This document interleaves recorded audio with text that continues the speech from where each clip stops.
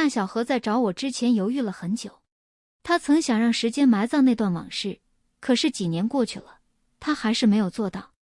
终于能够说出来，却只是希望能够更快地忘记那一切，开始洒满阳光的生活。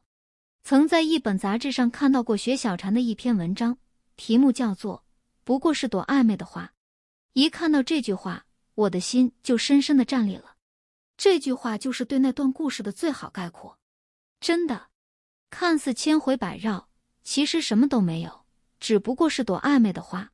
花已凋零，留下的只有伤痛，还有对年少轻狂的不尽懊悔。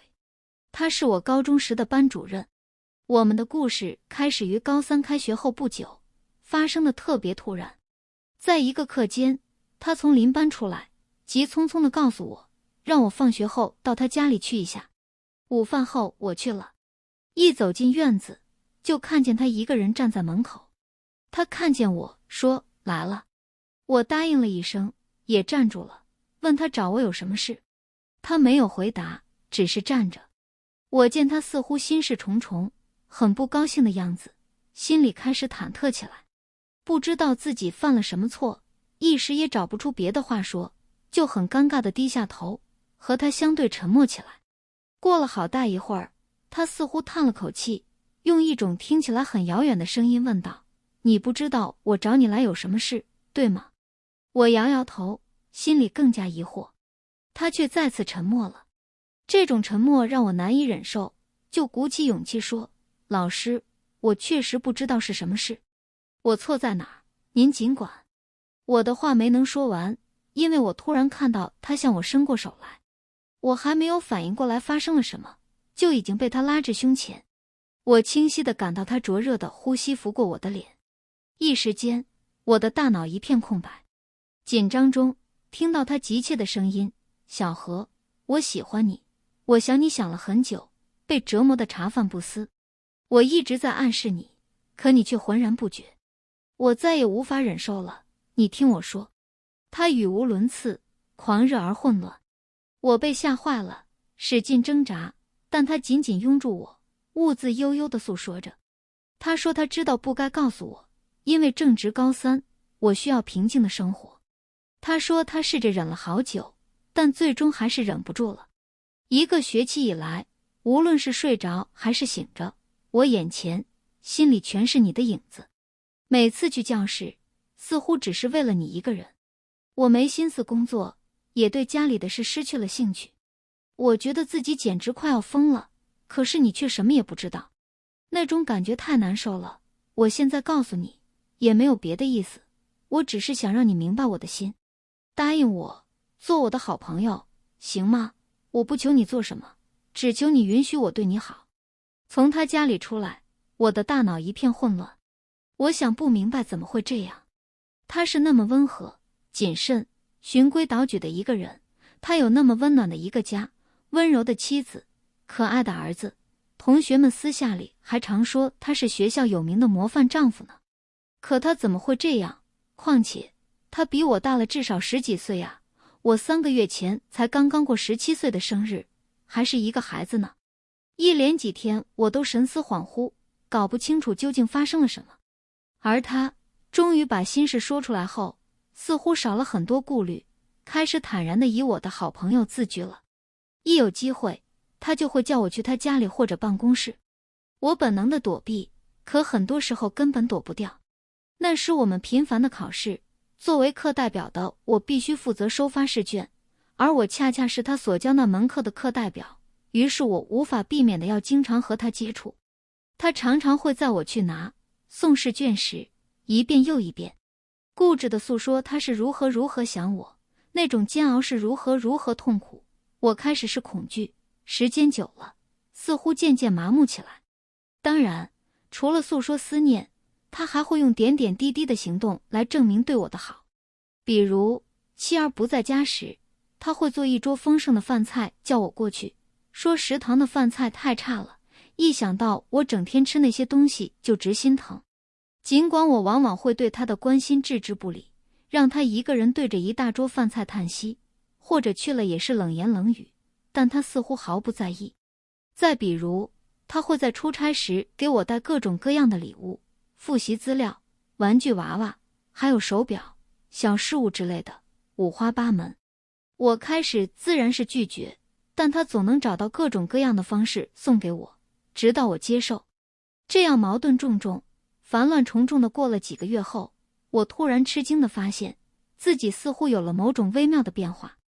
不知从哪一天起，对于他找各种借口要我去他家里或办公室的举动，我不再那样厌恶和恐惧了。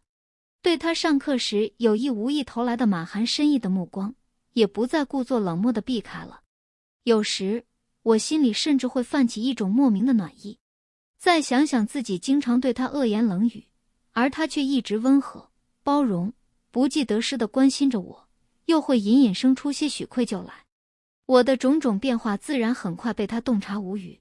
他不但对我更加关心体贴，有时还会像个孩子似的，因为我同某个男生多讲几句话而生气。也许他更多是为了逗我开心而佯装生气，但听着他酸溜溜的嗔怪，我反倒觉得十分有趣。我想，他大概真的是很喜欢我吧。这样想时，我心底所有的矛盾和挣扎便会在瞬间了无踪影。我和他似乎真的越来越亲密起来，直到那一场突然而至的风暴。那是一个晚自习，由于一场大型考试刚结束，同学们都比较放松，教室里嘈杂一片。我同桌的女生因为有事请假了，班里一位关系不错的男生就坐在了我旁边，还有我前排的一个男生。我们三个在鼎沸的人生中也聊得十分开心。不知什么时候，教室里突然静下来了。我抬起头，发现班主任满脸怒气地站在讲台上。他就那样脸色阴沉地沉默了很久，直到教室里静得令人窒息，才近乎歇斯底里地吼道：要反了不是？现在都什么时候了，竟然还在课堂上乱成这个样子！你们像高三的学生吗？特别是夏小河、陈军、王雷，我和另外2个男生的名字，还擅自离位，扎堆儿聊天，成什么体统，真叫人恶心！不知羞耻的东西！他还吼了什么，我都听不清了，只觉得他的声音好可怕，像一头被激怒了的怪兽。他什么时候离去的，我也不知道。我呆坐在座位上，脑子里嗡嗡一片。我不知道他怎么会发那么大的火，又怎么能用那样难听的话在全班同学面前说我。我自忖并没有做什么过分的事，可他的那番话怎么想也不像正常的批评。我甚至觉得他在提到我的名字时，充满一种咬牙切齿的恨，似乎要把我撕裂。第二天早上，我找到他，说：我知道我在课堂上聊天不对，但你那叫批评吗？不，你分明是在骂人，是在肆意地侮辱我们。我想知道为什么。他冷着脸，恨恨地说道：哦，你来教训我了。是的，我是骂了你。我就是要骂你，我就是见不得你在男生面前眉飞色舞的轻浮样子。我在教室里骂的还是轻的呢，想知道我在心里是怎么骂的吗？告诉你吧。那些只是依稀在书上看过的词语深深地刺痛了我，我全身的血液好像一下子都凝固了。他聒噪的声音和冰冷的目光令我眩晕。不知过了多久，我终于哆嗦着蹦出一句：好，我再也不要见到你，然后踉跄地转身，想要逃离这个地方和这个恐怖的男人。可是我没能逃开，他抱住了我，我拼命地又踢又打，他一言不发，任我折腾。当我终于没了力气时，他才抽出一只手，一边为我擦去满脸的泪水，一边低低地说：小何，原谅我，我不是有意要伤害你的，但你和别的男生聊得那么开心，我实在忍不住的嫉妒，你从来没有对我那样好过，我真的忍不住。还有，小何，你知道吗？现在同学们大概已经觉察到我对你太好了，这样影响不好。我这样做也是为了安抚一下同学们的情绪，毕竟我是老师，是班主任，得注意自己的形象。我无语，突然觉得可笑、滑稽、荒唐。我想我终于明白了，其实我们之间的一切只是他一个人的游戏。既是游戏，当然不能毁了形象，不能误了大局。听，他这一番话说得多么头头是道，理直气壮。我是没有理由提出什么异议的。